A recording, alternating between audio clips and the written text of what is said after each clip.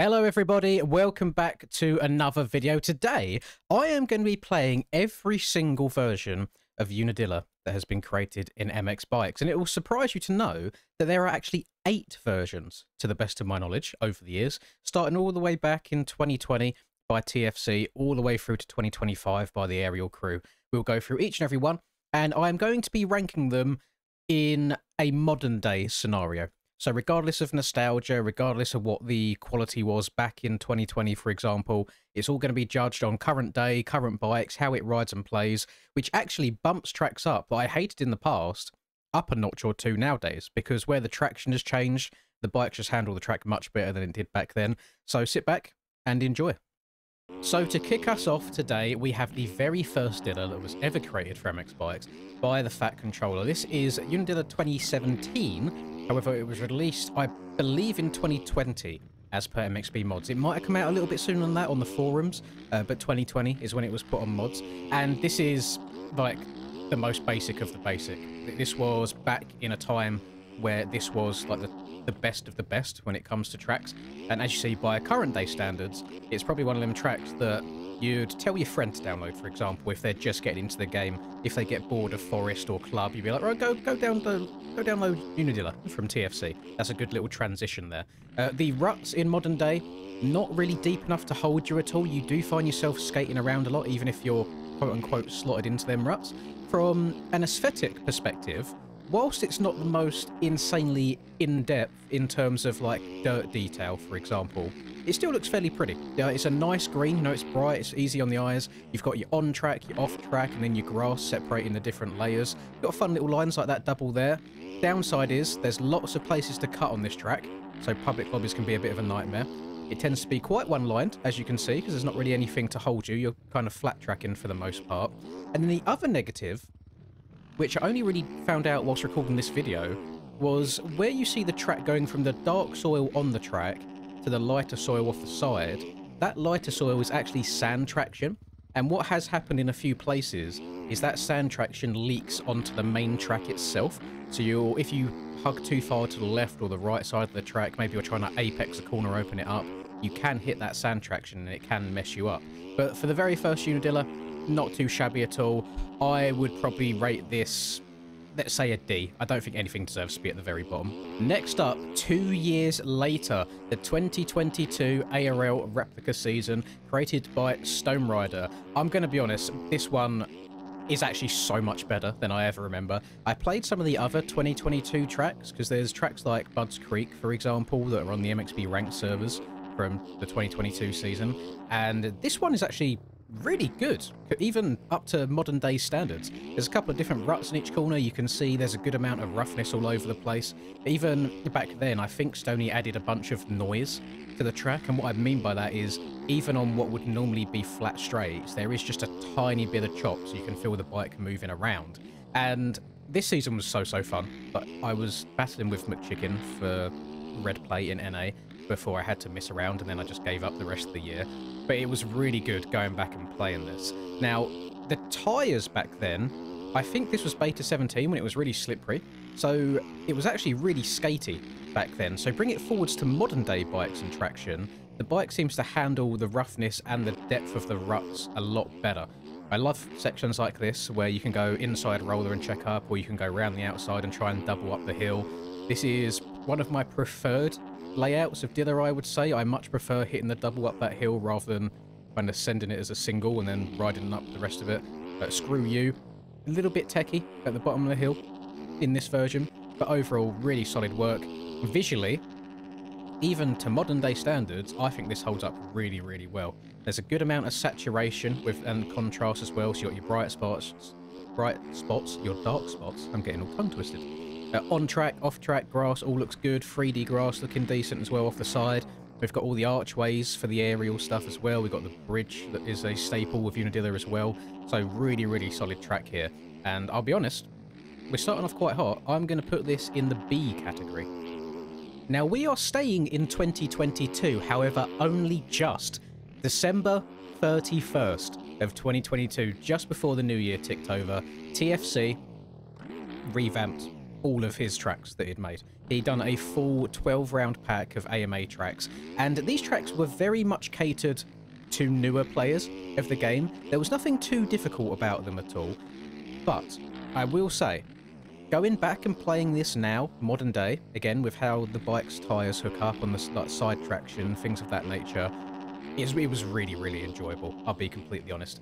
So there's a little bit of chop, even on flat straights like this, and I remember it being really, really smooth back then, so I have corrected myself by doing this. A couple of different line choices in each of the corners. I will say, however, it does tend to be very inside dominant, which I think was a bit of a staple of these sorts of tracks.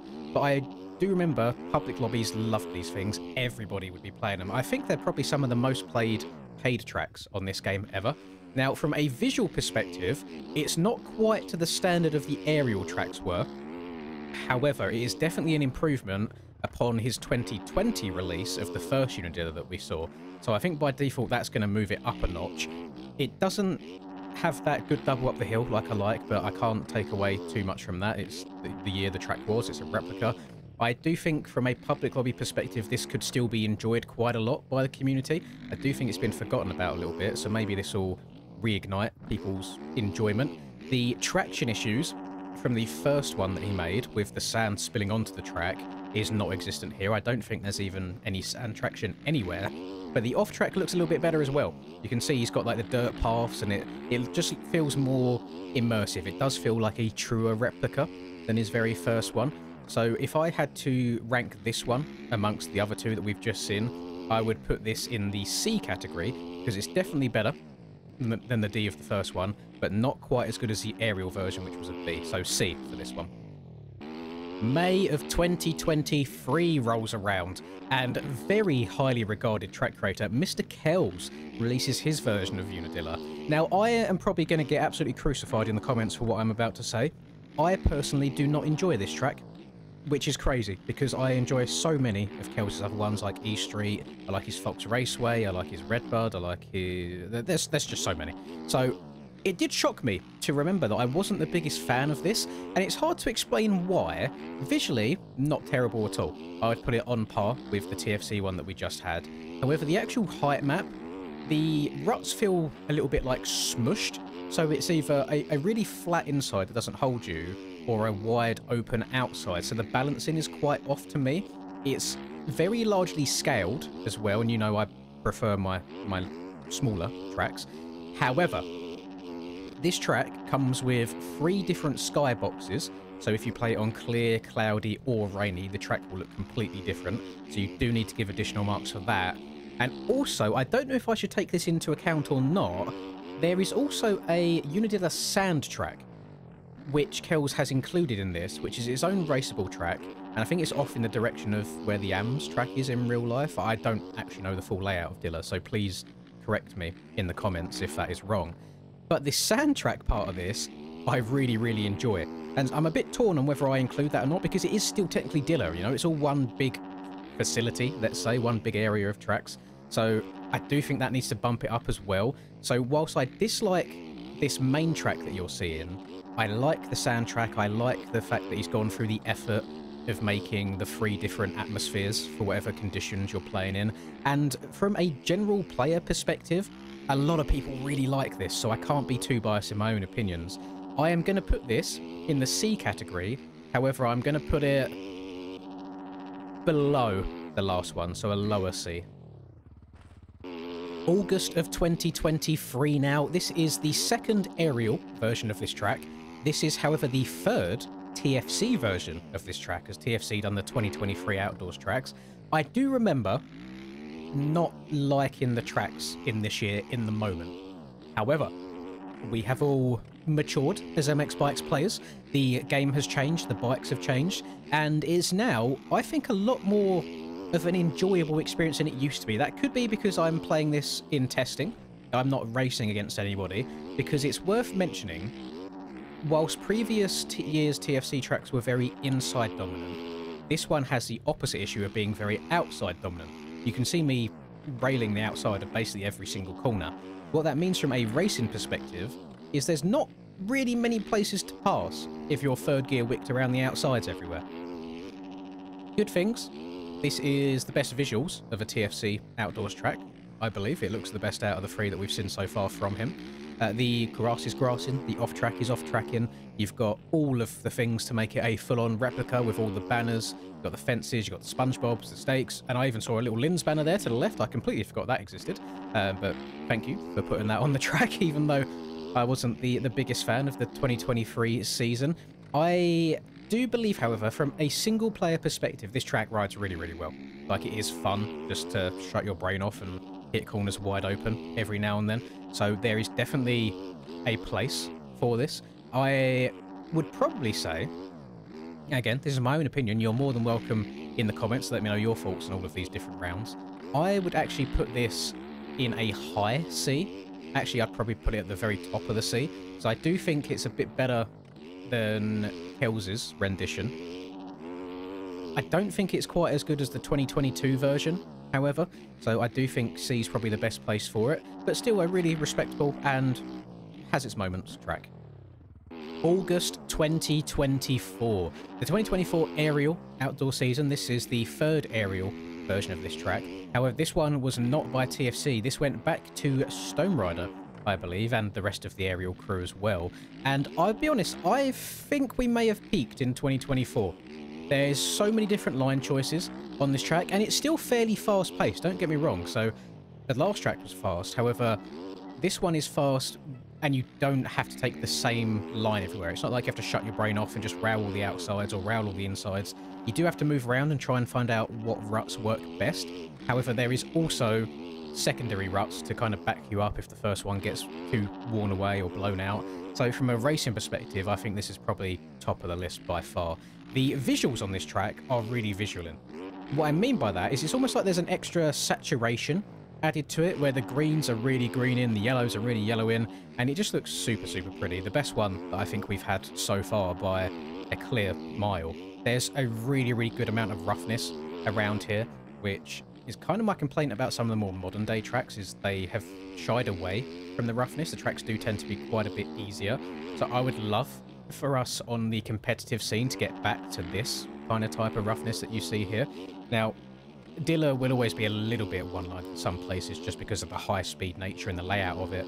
But I feel like they've done their best attempt here at opening the track up a little bit. You see you've got even two ruts filtering into this one inside. They've built up the inside rut to give you a good slingshot up Screw You, where you can carry more speed around the outside, but it's a little bit more shallow.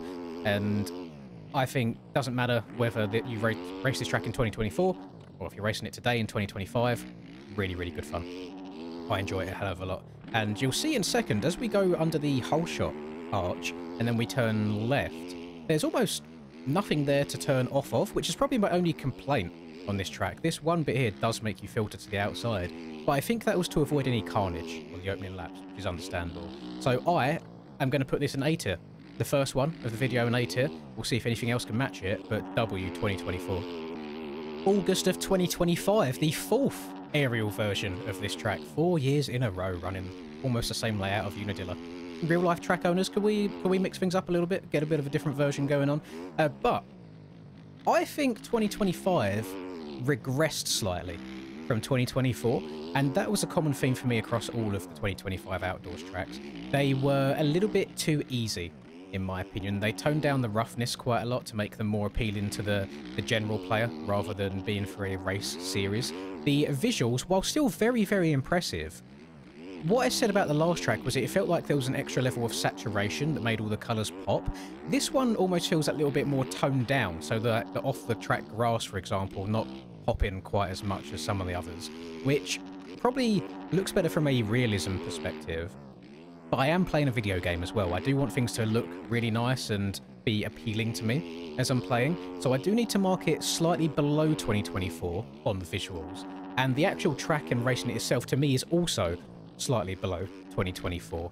Whilst it is still really, really enjoyable, and we do have to compare these to all of the other Dillas that we've seen, racing-wise, this was probably one of the better tracks of 2025. I do think this is where they started ramping things up again a little bit, especially on that uphill there. You saw that was quite rough. I don't think it beats 2024.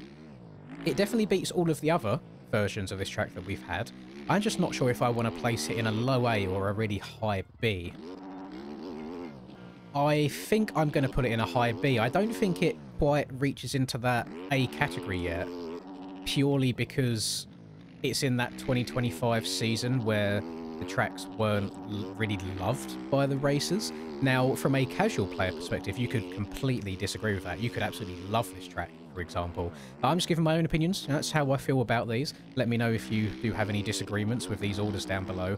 And also this split section here I really didn't like. It was so right-hand side dominant. I think that takes away from it as well. So, yeah, high B. High B I think is fair for this one. And then, finally, October 2025. The reason that I made this video in the first place, Mr. Cool Whip has released his version of Dilla, and the reason that I've done this anyway was because I didn't want to just do laps around this one track and that be a video. I'm trying to be a changed man. I'm trying to put some more effort into these things. So this track, good things and bad things. Good things are the ruts are not absolutely massive walls, so they're fairly short, but they still hold you quite nicely. It is nice, again, just to have a different creators perspective, as I think this is Cool Whip's local, or like local national, so I love seeing people with a bit of passion to put into these tracks as well. The track itself is fairly fast paced, but he's done a good job of adding some roughness in there as well, especially the uphill before Screw You, which you'll see in a bit, is really fun, trying to keep the bike upright going up that and not getting too sketchy. There is some downsides. The visuals obviously aren't as good as some of the aerial visuals, and this rating system is amongst the Dilla tracks themselves. It's not like every track in the game, it's just comparing the Dilla tracks to each other. So it does get knocked down slightly on the visuals. Same with like the SpongeBobs. It looks like the SpongeBobs have been squished into the ground a little bit. But for actual flow, track flows really nicely. Like, it is good fun. And some of the jumps, they just seem to let you float through the air, so really good for your whips and just feeling free on the bike. It's not like it's inside OP everywhere or outside OP everywhere. You can move around a little bit. Some of the corners are a little bit deceiving because it might show 4 or so different ruts. However, they all follow the same angle, the same curvature. They're all very uniform to each other. So it kind of gives the illusion of there being multiple options, whereas sometimes the inside is just the quickest because, again, they all follow the same angle. But overall, a solid, enjoyable experience. And I would probably put this middle of C. It's hard to say exactly where. I think it's a little bit more fun to play on than Kecks' one. Not quite as overall polished as one of the TFC ones. So middle to higher end of the C section, I think, is a good place to put this. And that will wrap us up for all 8 of the Dillas that are in this game. If I have missed any Dillas that you guys are aware of, please do let me know. I know sometimes people name tracks something completely different, but I did search for Dilla across MXB mods and MX shop and this, that and the other. Let me know if you think I've got any of these decisions horribly wrong, because that's the fun point against tier videos, is everybody's got their own opinions. They're all entitled to them. And I'm interested to see if you would heavily change any ones that I've made. What is your favourite version of Dilla that's ever been made? What's your least favourite version of Dilla that's ever been made? Do let me know. If there are any other tracks in this game that have an obscene amount of versions, around the 8 version mark like Dilla has, that you'd want me to do a video like this on in the future, please do let me know that as well, and I will look into that for sure. I hope you have enjoyed. Enjoy the rest of your day, whatever you're up to. I will see you guys in the next video. Thank you for watching. And as always, the obligatory 10 seconds at the end of the video for my lovely members of the channel. I appreciate each and every one of you. Please don't forget, if you don't see your name on here just yet, I will be updating these at the 1st of every single month. So we'll update this list at the start of November, then the start of December, so on and so forth. I appreciate each and every one of you.